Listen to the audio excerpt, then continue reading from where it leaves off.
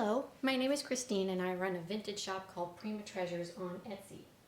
Today I wanted to do something a little different, and that is show you this tree topper on my tree. So when I was a kid, this is the type of topper we had on our tree, and I remembered that I really liked it.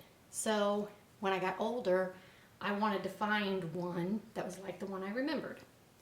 And I'm assuming it's from the 70s since that's when I was a kid.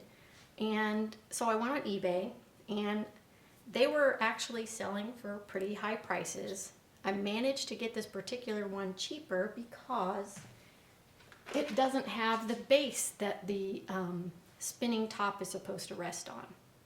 So after I bought it, we've probably spent several years trying to get it to work. I finally got lucky this year and I found a very small bulb that would fit up inside it, because the standard nightlight bulbs that we have now are actually a little too fat and they touch it on the inside, and I didn't want the plastic to melt. So we finally found a skinnier nightlight bulb that would go up inside it without touching, which I was very happy about. But then we also still had to solve the problem with the base being missing. And after several sad attempts at basically just concocting something, I finally found a photo of what it was supposed to look like. And I talked my husband into doing a 3D printer version of that base.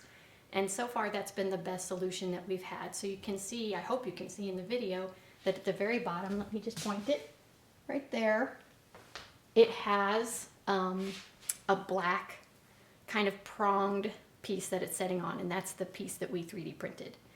But the reason I wanted to kind of highlight it in this video, because this is for my personal collection, so it's not something we have for sale, but I kind of wanted to demonstrate that sometimes when you look in the vintage world, you can get things that you would not be able to buy retail.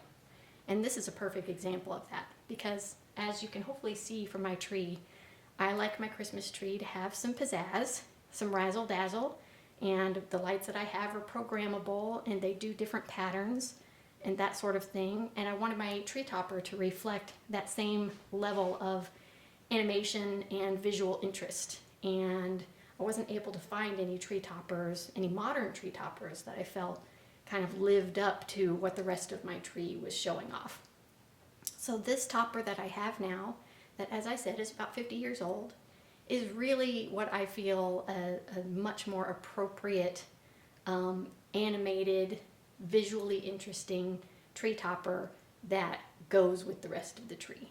So as I said, this is not something that you can just go out and buy in an Amazon or Walmart or Target or wherever it is you might shop for Christmas decorations.